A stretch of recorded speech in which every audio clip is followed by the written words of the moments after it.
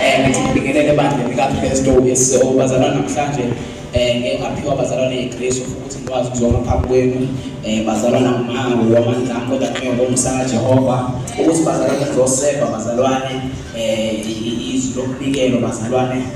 bazalwane ngitheme ngibheka indaba yokunikelo ngokufunda kwami okwaziswa kwami inkosi uNkulunkulu wangivezela izinto ezine ngomnikelo bazalwane ungivezele lapha kaAbraham weBhayibheli uNkulunkulu wasi-checking ifaith kaAbraham wasebenzisa i-method of offering ukubheka ukuthi kahle ifaith kaAbraham imekuphi ngicela uhambe nangibhodi bazalwane uNkulunkulu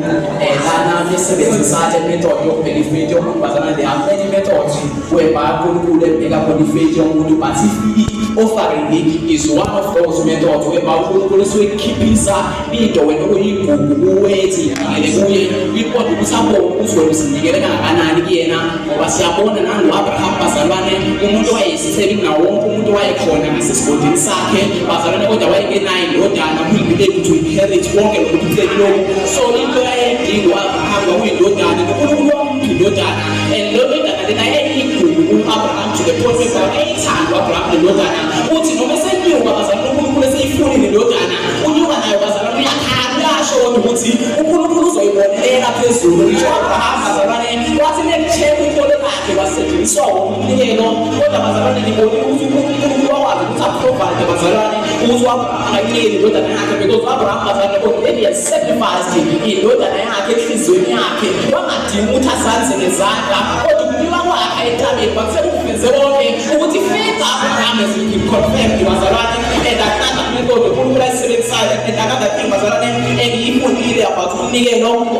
can be used bazalwane as into of thanksgiving and the honoring. If we read from the book of Proverbs chapter 3 verse 9 bazalwane we find out ukuthi lapha kubhaliwe uShumayeli uSolomon uthi honor the Lord with your possessions and with your first fruits and all your increase bazalwane uNkulunkulu lana is showing us something ukuthi bazalwane uma uphethe umnikelo esandleni sakho do it thanksgiving and do it honoring bazalwane ngayo yonke into yakho i-position onayo weBhayibheli bazalwane uthi uNkulunkulu unikela ngayo yabona ungathi ufunda kwiverse before le verse number 10 uthi bazalwane lana bazalwane uNkulunkulu uthi bazalwane uma nilethe isishumi nilethe iminikelo endlini yakhe kuthiwa yibuya uqanda bazalwane ukuthi inkumbi edala ingasoleli so bazalwane lethi nabe simhonorisha uNkulunkulu bazalwane simnike umnikelo wethu there's an assurance of protection ezoba khona kathina bazalwane we are finding out ukuthi uNkulunkulu bazalwane umnika i-thanksgiving and honoring bazalwane there is some sort of protection efika empilweni yakho esiyitholayo bazalwane leyo protection leyo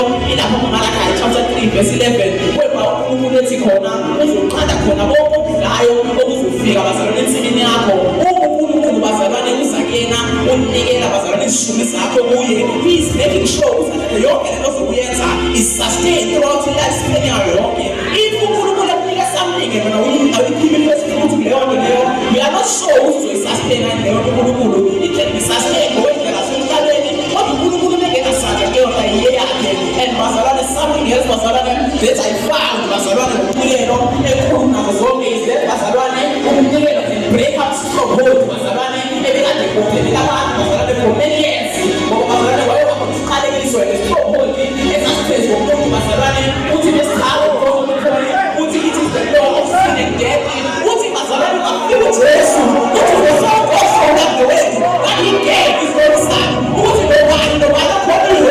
law of sin and death can be removed from his head bazalwane ngomnikelo uNkulunkulu awunikelayo strongholds were broken bazalwane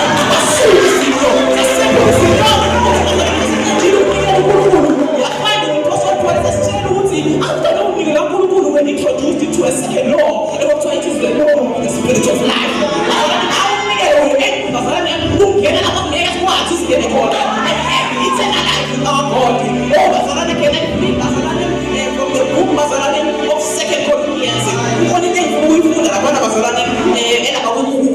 2